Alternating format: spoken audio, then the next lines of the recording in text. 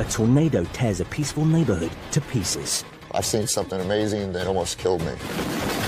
A boating family are battered by Hurricane Ivan. It was alive and malevolent. And in Oklahoma, a Force 5 tornado rips through a school full of children.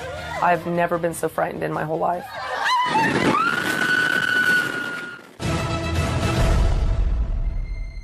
Created when a center of low pressure develops with a high-pressure system surrounding it, storms can cause chaos with high winds, rain, and flooding. Back torch. From thunder and lightning to tornadoes and hurricanes, they can impact on human life when we least expect it, with devastating consequences. You never expect to go to a state fair and have something like that happen. The Indiana State Fair has been held in Indianapolis for more than a century. Local resident David Wood has been coming to the fair his whole life. I remember going as a young kid, and with my mother, and we would go once or twice a year. But now that I've started my own family, we try to go several times. They usually have 2 or 3 good headliners there to play each year. In 2011, we went to the fair that evening to celebrate my wife's birthday. I got us the pit tickets so we could be as close as we could to the bands. Just wanting to see a big smile on her face when, she was 5-10 feet away from her favorite, band at the time. Also at the concert that night was photographer Jessica Silas. I had gone the previous year with my parents. They wanted to try and make it kind of a yearly tradition, so I bought tickets again to go to a country concert.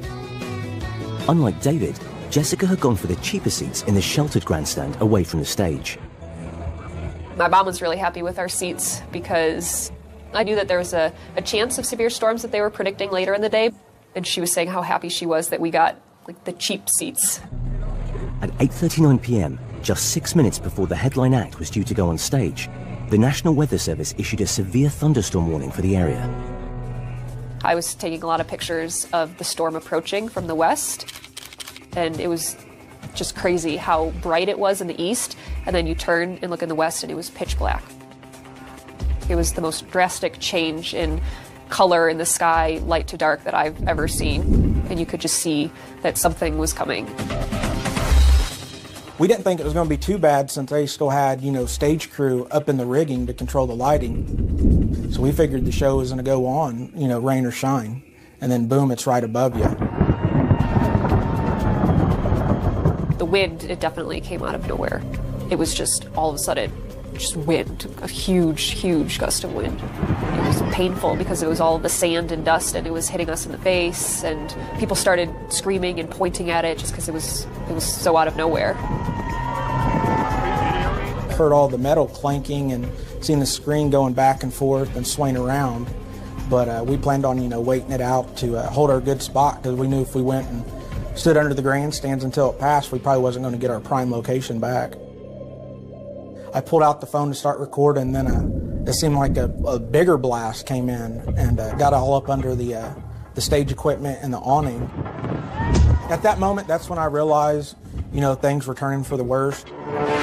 I kind of saw out of the corner of my eye the tarp on the top of the stage. It kind of came loose and it was flapping around because I thought that was kind of weird. I grabbed my wife by her arm and turned her and started pushing her in the back. You had people pushing on you, trying to get in front of you, and then you could look up in the eyes of the people in the grandstands, and you just knew what was behind you wasn't right. It was like being chased by a beast of some sort. The stage started to lean, and then it just completely folded on itself.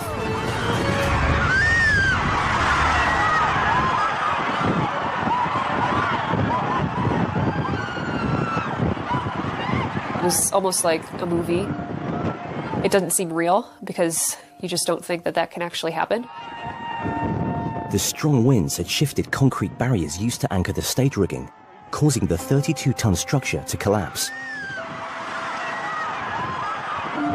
Narrowly missing David and his wife.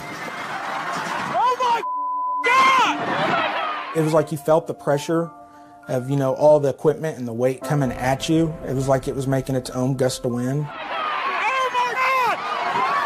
I turned and looked behind, and the top of the stage was probably about 10 feet from us. Are you okay?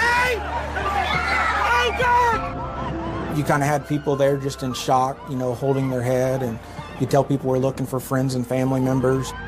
You heard screams from under there of people that needed help and wanted out. It was just an instinct to jump back in and you know, follow the sounds and help who needed help. It was chaos. I mean, people were screaming, hands over their mouths, oh my God, oh my God. I mean, you never expect to go to a concert or at the state fair and have something like that happen. You just don't, you never think that.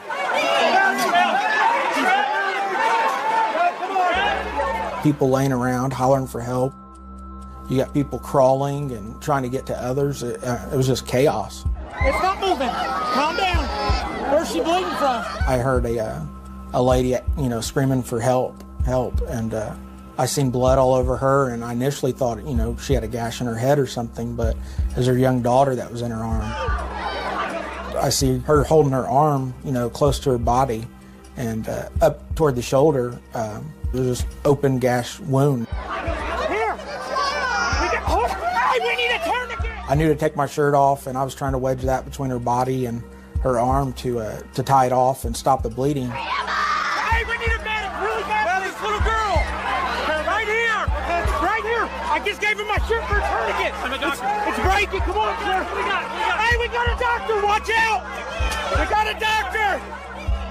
3-year-old Maggie Mullin was taken to hospital, where surgeons battled to save her arm. Thankfully, she made a full recovery, though others at the fairground weren't so lucky. My dad, he's a doctor, so he ran down to help people that had gotten trapped underneath. And he said that he had seen people who had died, and there were definitely fatalities that had happened. 5 people were pronounced dead at the scene. 2 more died later in hospital. Over 40 people suffered serious injuries. You know, we got there early to try to get the best location we could, and while we standing in line, kind of made friends with a couple, her and her partner, and you know, had good conversations with them. And then a few days later on the news, come to find out that she was one of the ones that passed away.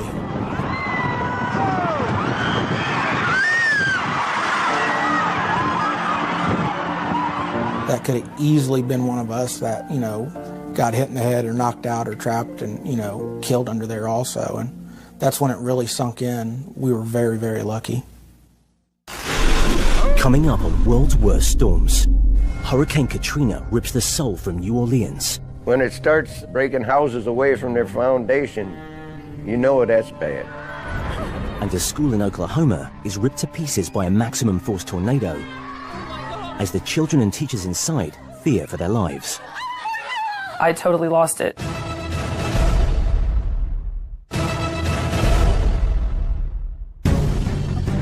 Tornadoes are amongst the most powerful storms on Earth. When warm air from the ground rises and meets the cold air above, downward funnels are created, causing wind speeds of up to 300 miles per hour. In May 2013, Moore, Oklahoma was hit by one of the most destructive and violent tornadoes in U.S. history. I've never been so frightened in my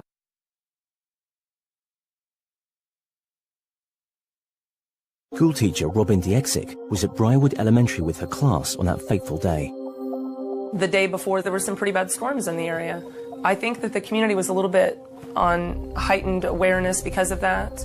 And so when Monday rolled around, as I was getting ready for work, I had the news on like I always do, and I halfway heard the weatherman say to be weather aware that day, that some more storms were moving into the area.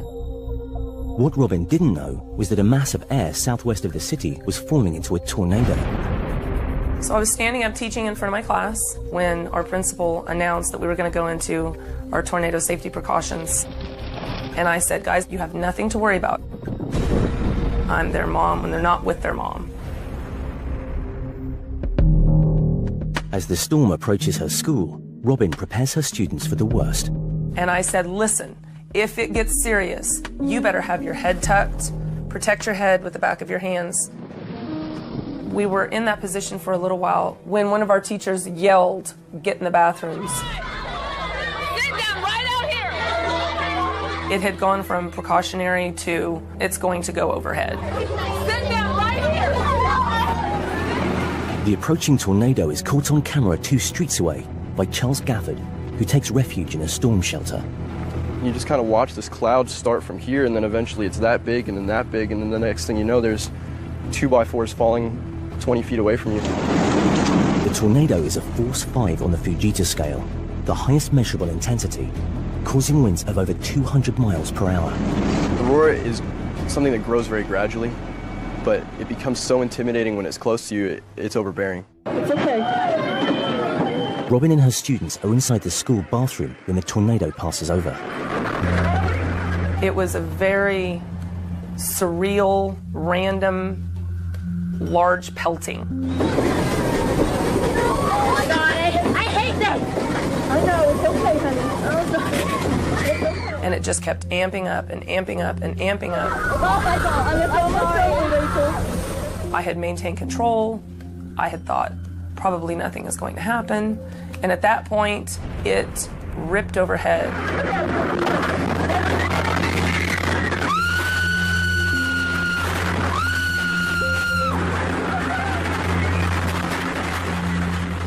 I've never been so frightened in my whole life.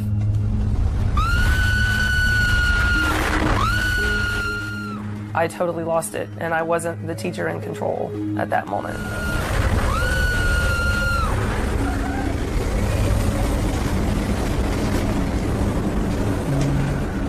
Charles is hiding out virtually opposite the school as the tornado hits the area with full force.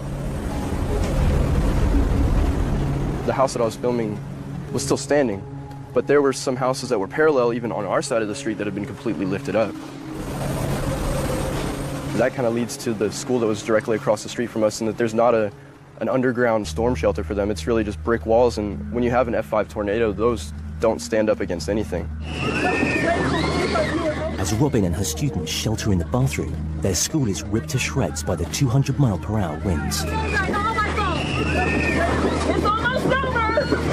It's almost over. I was listening, and I thought I could hear it lessening, and we were still there. There was still a roof over our heads. You okay? Yeah. She's a very experienced. It's okay. None of us have. I was very relieved that we were still there, and we shook off what was on us, and we stood up and we went out into the hall. Wow. Oh my God. Oh my God. Oh my God. Oh my God.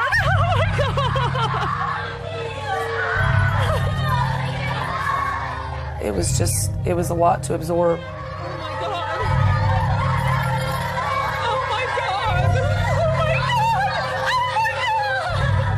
The library was nothing but a doorway and sky. The debris marks, it was like things had just been swirling in the hallway. Oh my God! Oh my God! Oh my God! Oh my God! Oh my God! Oh my God! I was just getting emotional about what had just happened, and I'm kind of trying to catch my breath and trying to absorb what I'm seeing. And I come back out into the hall, and I'm kind of ready to be teacher again. Look at me! Sit down right here where you are safe and you are dry! Most of them are hysterical and crying and looking around and trying to absorb what they're seeing. We decided to take the kids outside, and then it was a whole nother area of things to just absorb. Oh my God! I can't even recognize it. When we walked out, there was a parking lot that had 65 cars. It was just swept clean. There were weird gusts of warm and cold air. The sky still looked pretty scary. For miles, all you could see, it looked like there was nothing taller than 2 feet. It was just matchsticks. I mean, the fact that no students were killed in our building is just amazing. Fifth graders, let's all hug. It's okay. We're so lucky. No one is hurt. We are so lucky. It's fine.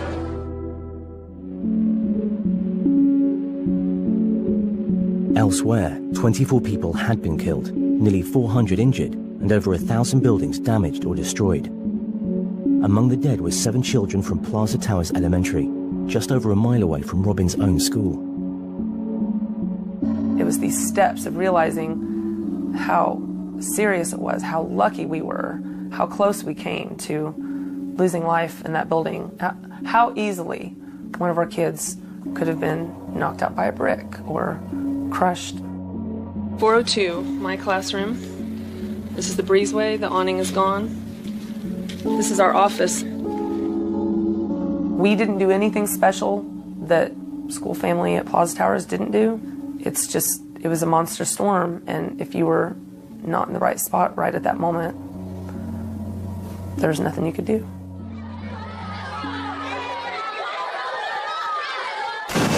Man, when's this thing gonna stop, man? I wasn't even worried about dying. Hurricane Katrina hit the southern USA in late August 2005. After a 7-day wrecking spree, over 1,800 lives have been lost. The worst affected areas were the city of New Orleans and the counties surrounding it.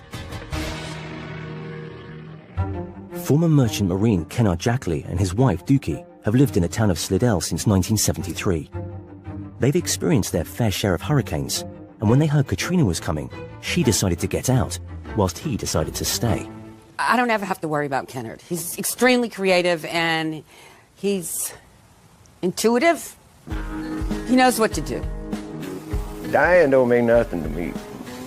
Hell, 30 years at sea, I should have been dead a long time ago. As Kennard's wife Dookie and another 250,000 people pack up and leave New Orleans, the approaching storm rapidly intensifies while entering the Gulf of Mexico. For thousands of people who aren't able to leave, an emergency shelter is set up in the New Orleans Superdome, a football stadium in the middle of the city. We are very grateful for the Superdome to allow us to stay here in this hurricane. Nearly 20,000 people move in as the storm approaches, while 70-year-old Kennard beds in to brave the elements. I think here it comes. We just had a gust of about 100 miles an hour just a little while ago. Within hours, Katrina hits the coastline and the conditions become even more challenging. Hey, look at this. I don't know what to tell you. Man, you're killing me here. You're killing me. Storm surge raises sea levels up to 6 feet higher than normal. The whole downstairs is underwater. My truck's right down there someplace underwater. And then the next thing you know, it was covering the street. And then a little bit higher, a little bit higher. We definitely got a mess downstairs, that's for sure. Okay, oops, there goes the floor again. 500 miles away at her sister's house in Dallas, Dookie watches the hurricane on TV and fears the worst.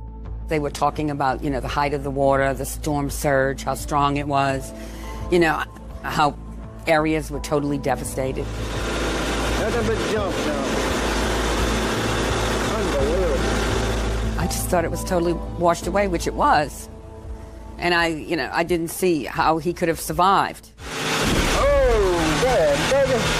And then the rain came and the wind came. That's when everything hit the fan. Man, this place is devastated out here. Woo! It must have been 100-mile-an-hour winds, That's how I look at all them houses are gone. When it starts breaking houses away from their foundation, you know that's bad. Man, when's this thing gonna stop? Pine trees are falling. Boathouse disappears. 8 houses behind me disappeared. I mean, it just picked up off the foundation and floated right down the canal back here. Yeah, it's on the back porch. I guess the only good thing you can say about this thing, I don't see no floating bodies yet. Yeah, there wasn't nothing you could do. I guess you could pray a little bit. I don't know for sure. Nah. You're up to the elements. That's all there is to it, Katrina batters New Orleans for hours. Even those sheltering in the mighty Superdome fear for their safety. See that water dropping right down? We have rainwater in the building.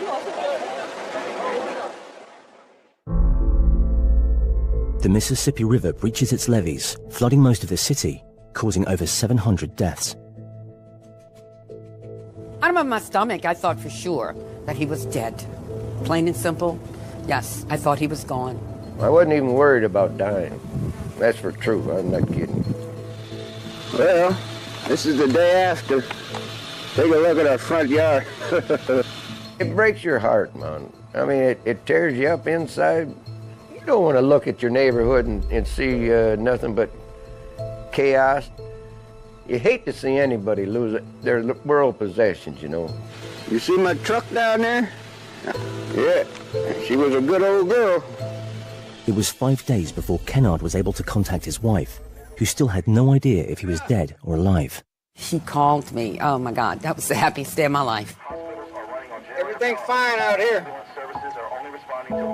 So far, so good. I was on the cell phone in my sister's backyard and just walking around going, it's Kennard, it's Kennard. And everybody was jumping around. We were all happy. Then, you know, you go from that to, damn you. And he even told me that time, I swear I'll never stay again. I swear I'll never stay again. It was another 6 weeks before the couple were reunited, giving Kennard time to fix up the house, although it would take years to rebuild the area around them. That's a bad thing, man. Mother Nature, she don't ever give nothing back, you know what I mean? She's a taker, just like most women. Coming up on World's Worst Storms. A Force 4 tornado wipes out a family neighborhood in Illinois. I've seen something amazing that almost killed me. And Hurricane Sandy brings fire and floods to New York. I came within 3 minutes of being killed, and there was really nothing I could have done.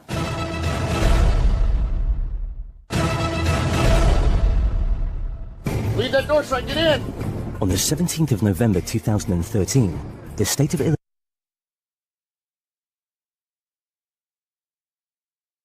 huge and fierce tornado, and roadie Chris Lancaster and his family were caught right at the heart of it. It's the most amazing thing I've ever saw in my life. Would I want to see it again? No. Chris lives in the small town of Washington, Illinois with his wife and family. He loves the town because it is so different to his working life in the world of rock and roll. I worked with the likes of Jackal, Poison, Quiet Riot, Van Halen. I'm doing shows. I do road management, tour management, sound engineer. Anywhere from 30 weeks a year to 44 weeks a year, 50 weeks a year. But, you know, when I come home, I want to be peaceful. The day before the tornado hit, Chris was enjoying his break from life on the road, with no idea what was about to happen. Our high school varsity football team made it to the Final Four, and we all went back to my house, sat in the garage, played cards, 3, 4 in the morning. A few of them left, a few of them passed out in the basement. We didn't know nothing about no storms nowhere. But while Chris and his buddies slept off their hangovers, a Force 4 tornado was heading towards their town. My wife wakes me up about, I don't know, 10:30, 10:45. Says sirens are going off, you know, and it's looking a little funky out. It's like it gets real dark, grayish, green looking out. This ain't gonna be nothing.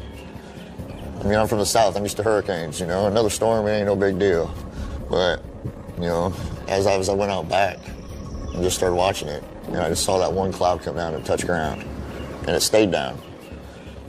I knew there was something crazy gonna happen. The tornado was blowing at over 150 miles per hour. Get in the house! Now! Hurry! The wife is trying to get me to the basement a few times.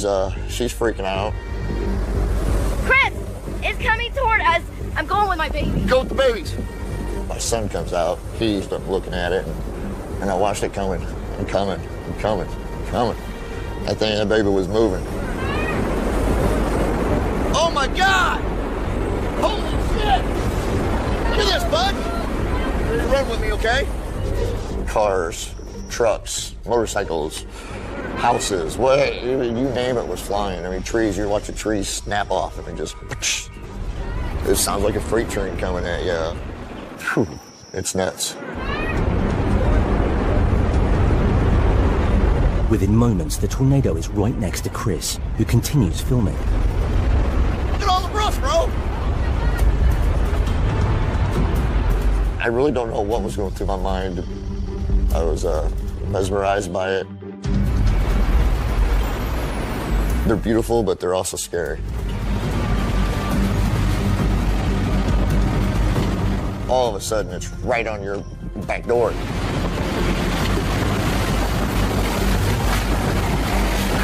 I didn't think I would make it. I didn't think my wife and kids would make it.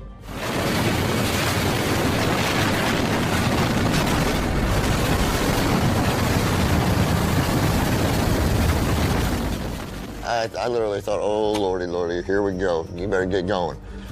I turned to go, and as I turned to go, the refrigerator hit me first. I didn't think I'd see anybody again.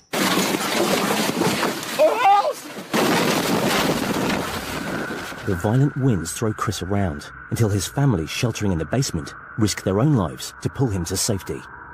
My stepson still swears to this day that he felt suction pulling me back out. Stay. Stay. Stay. Friends, we're okay. Come on, guys. Oh. What happened, Chris? Oh. Chris, you get hit with? Oh, no. Despite being battered by flying debris, Chris escapes with minor injuries.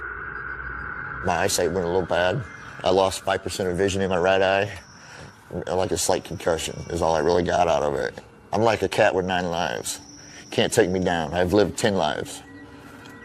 I got an extra life somewhere. As Chris shelters in the basement with his family, the tornado swiftly destroys their home above them.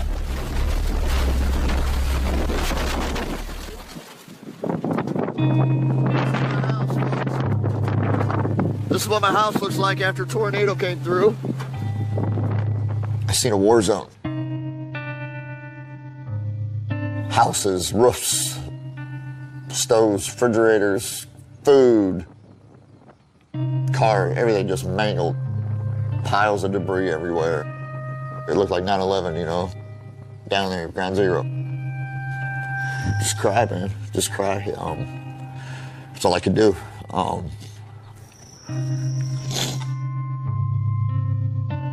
I mean, it's just amazing how people survive this. 6 months on from the tornado, Chris is renting a house nearby, whilst he and his neighbors slowly rebuild their homes and their community. My daughter lost everything that she had as a baby. She's only 4 years old now, and she lost all her baby good stuff. As you can see, she just found something out in the neighbor's yard. I mean, this is what stuff looks like that we're finding. I mean, would you want your kids to have that every day? No. But would you want your kid to have something that is memories of what she had before she lost everything? Yes. The tornado damaged almost 500 homes, as well as taking 6 lives.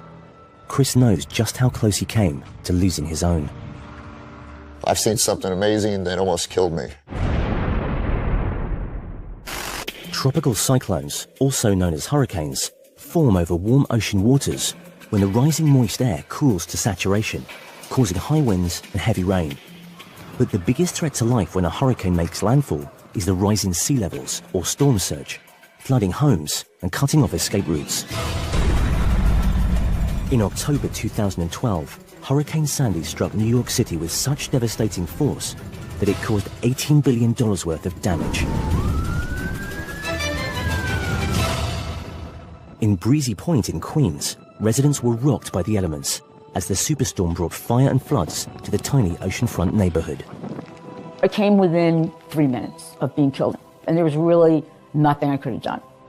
With advance warning of the hurricane, the area had been under evacuation orders, but some residents wanted to ride out the storm. Rosemary McGinn was one of them. A lot of people have said to me, "What, are you crazy? How could you stay?" I love crazy, severe weather, and I wanted to see what it was like, and it never occurred to me that there would be any danger. But the storm would bring conditions that Rosemary had never experienced before, including winds of 80 miles per hour. I actually had never seen wind like that here, but I think that was really the big mistake that everybody made, was to focus on the wind, when it was the water that really devastated everybody. It was raining hard. It feels like you're getting hit with knitting needles or something. I felt it on my face. The rainfall, combined with a 13-foot tidal surge caused by Hurricane Sandy, was just the start of the problems for the coastal community. It looks like the ocean is coming in. It doesn't look like a wave. It doesn't look like something is going to recede. I hear what sounds like an explosion in the basement. I come downstairs. I could see that water was up to about the third or fourth step. I went to the closet to get my wellies. I pulled them on, and when I got back to these stairs, the water was almost to the top. And of course, I'm thinking, well, if the water got to the ceiling here in less than 5 minutes, maybe it'll get to that ceiling in less than 5 minutes. That just terrified me. And I'm going to be on the roof looking for a helicopter. I really didn't know what to do. With nightfall and no sign of the storm abating, Rosemary is a prisoner in her own home. There's nothing she can do but sit tight and hope for the best. I get my cell phone and go to the front door and take video of the surge coming in. I had this thought, I'm going to die. This is amazing. I'm going to die here. Half a mile away, there's an even greater threat to life in the tight-knit community.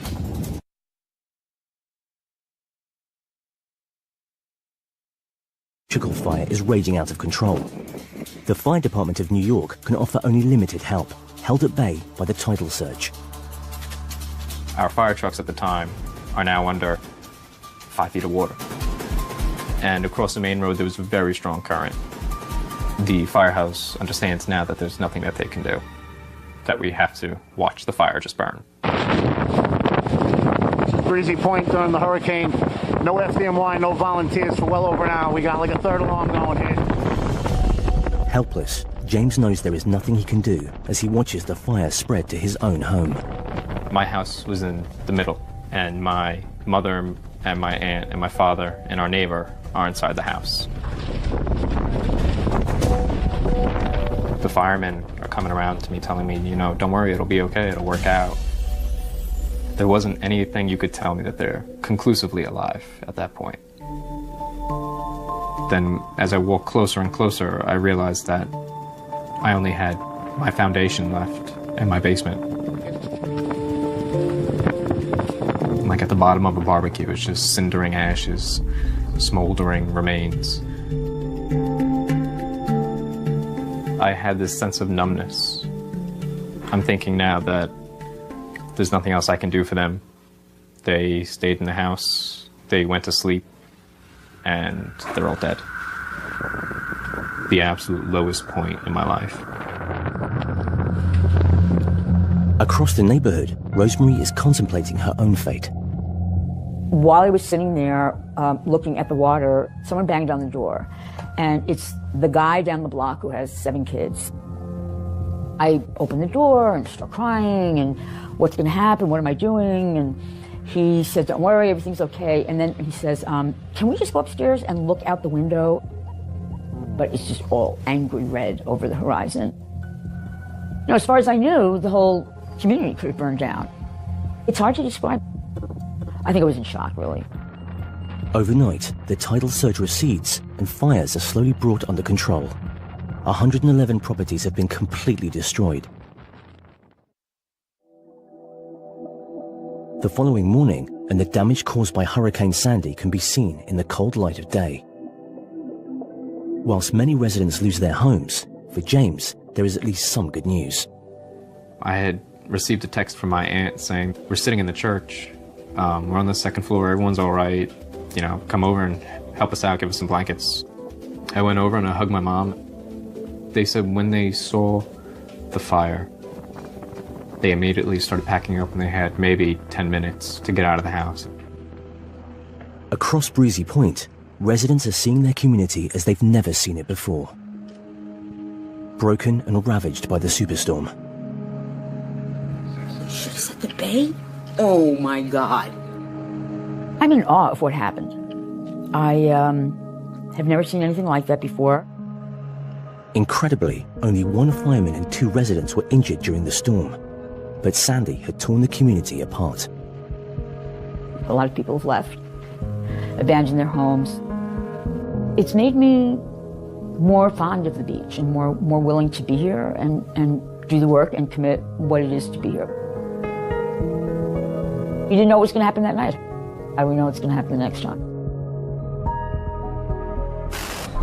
Coming up on World's Worst Storms. Hold on, Jim. A seafaring family risk their lives as they battle against Hurricane Ivan.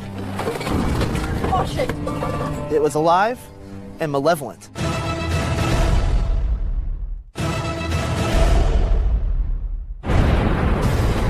In 2004, Hurricane Ivan decimated large parts of the Caribbean and the southern United States, causing the loss of 121 lives. Oh my God. Sailor Corey Lunn survived this monster on board his parents' boat.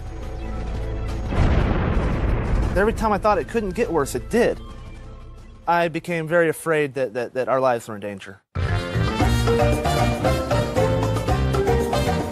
Corey and his parents have been sailing their whole lives.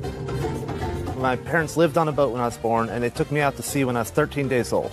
I've actually spent more of my life with my feet on the deck of a boat than on dry land, and I like it that way. The Lunn's boat, Te Natura, was almost part of the family. They sold their house in 1994 to buy it and had lived on it ever since. The boat is like a living person. It's a family member that we care about deeply. We refer to it as a person. But when the Lunns took their beloved boat on a trip to Grenada, they knew it wasn't going to be plain sailing, with Hurricane Ivan heading straight towards them. The weather forecasts early on indicated that it was going to be likely to be a very strong storm. It looked like there was a very good chance it might hit Grenada, but we then made the decision to stay put. Although a boat isn't necessarily the safest place to be in a hurricane, Corey and his parents' sailing experience made them confident they could weather the storm. All right, here we are preparing for Hurricane Ivan. Got the decks pretty clear. 3 anchor lines. All the canvas stripped off that we can. We knew it was going to be a fight, but we really didn't think that it was going to be a fight for our lives. This is where it was at 8 a.m. this morning on September 7th, 2004. And at 11 a.m., it is now at 11.8 by 60.2. So it's right here, heading west or northwest at 18 knots. Likely possibility that the eye will go right over us. It was genuinely scary. Corey's driving us into it. It's been doing a perfect job. And then the storm strikes. The boat's engine is running at full throttle just to maintain their position and avoid being blown onto the rocks. It started in fitful gusts of wind that would sound like a slap against the side of the boat. We think we're about a half an hour away from the eye. It felt like the hurricane was a living thing. It was alive and malevolent. It felt like it was just toying with us. It was like, haha, look what I can do. Look what I can do. And there's a lot more coming. Okay, all right, we only went to the gunnel. The boat was on its side more than it was upright, and it seemed like it just couldn't take any more, and then it did, and it just kept getting worse. Every time I thought it couldn't get worse, it did. All right, hang on. I became very afraid that our lives were in danger. Okay. After hours of relentless fight, Corey and his parents lose the battle with the hurricane. I got it. We have sodas? Okay. When an unmanned boat hits them and smashes theirs against a cliff. Corey and his parents abandon the boat and head for dry land. Okay. Getting onto land was a massive relief. I literally climbed onto the dock on my hands and knees and laid there crying, bawling my eyes out. Once the winds calm down, the damages to the boat are revealed. But the destruction on land is far greater. Everybody was practically homeless overnight. Street after street, community after community, everything was gone. Whole communities of people with nothing but foundations left. And those were the lucky ones. Looks like those houses exploded.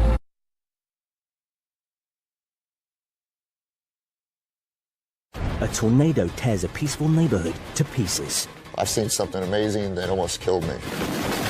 A boating family are battered by Hurricane Ivan. It was alive and malevolent. And in Oklahoma, a Force 5 tornado rips through a school full of children. I've never been so frightened in my whole life.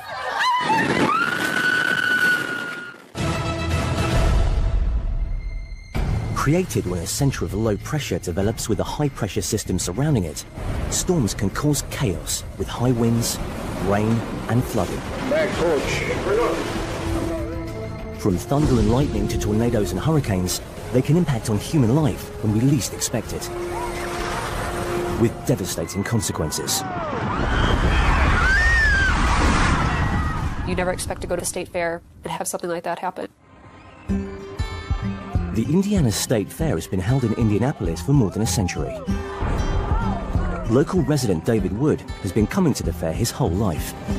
I remember going as a young kid, and with my mother, and we would go once or twice a year, but now that I've started my own family, we try to go several times. They usually have, 2 or 3 good headliners there to play each year. In 2011, we went to the fair that evening to celebrate my wife's birthday. I got us the pit tickets so we could be as close as we could to the bands. Just wanting to see a big smile on her face when, she was 5-10 feet away from her favorite, band at the time. Also at the concert that night was photographer Jessica Silas. I had gone the previous year with my parents. They wanted to try and make it kind of a yearly tradition, so I bought tickets again to go to a country concert. Unlike David, Jessica had gone for the cheaper seats in the sheltered grandstand away from the stage.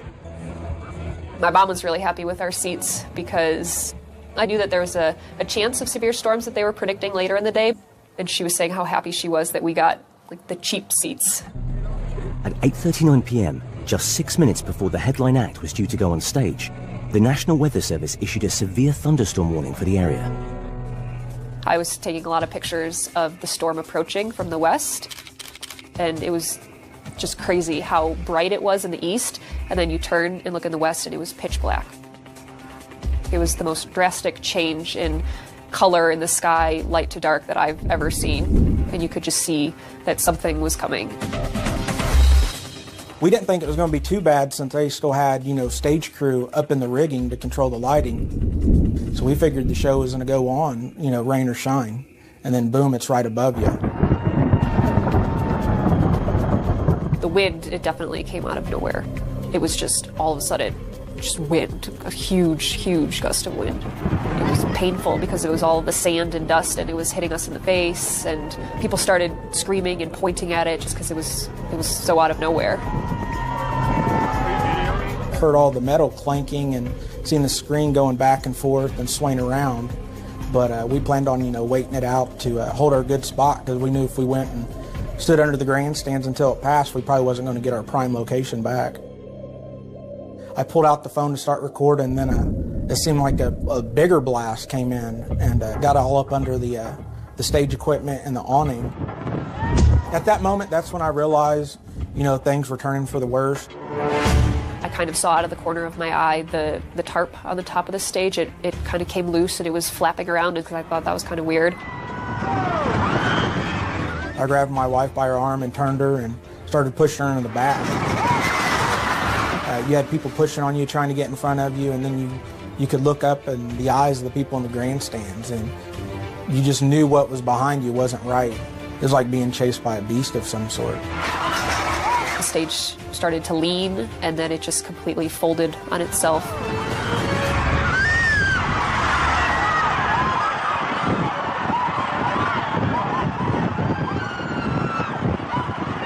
It was almost like a movie. It doesn't seem real because you just don't think that that can actually happen.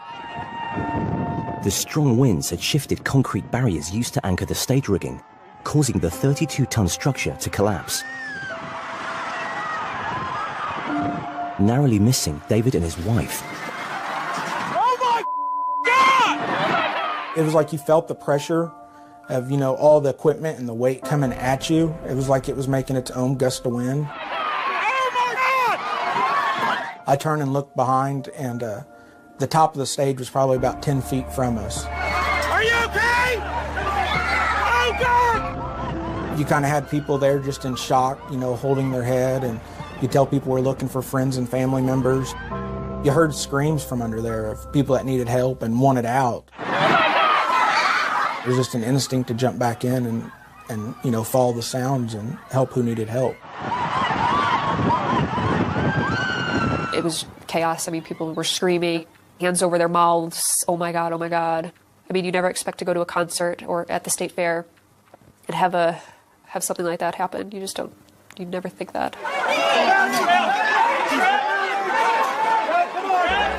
People laying around, hollering for help. You got people crawling and trying to get to others. It was just chaos. It's not moving. Calm down.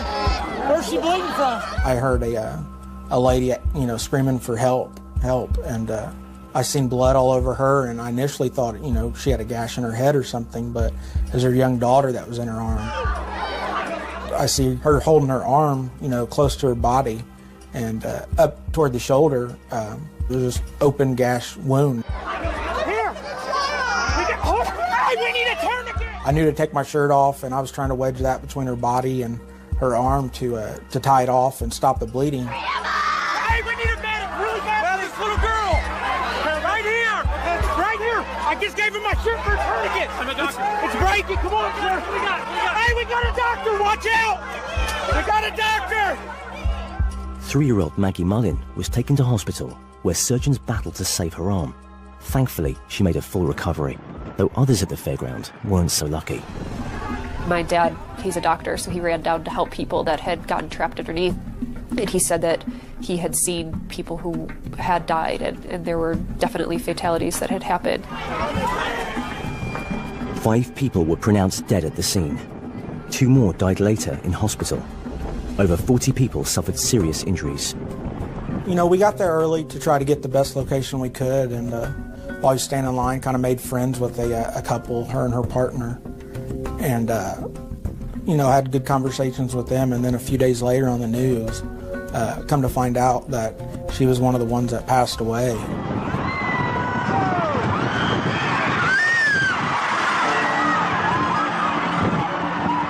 That could have easily been one of us that, got hit in the head or knocked out or trapped and, killed under there also. And that's when it really sunk in. We were very, very lucky.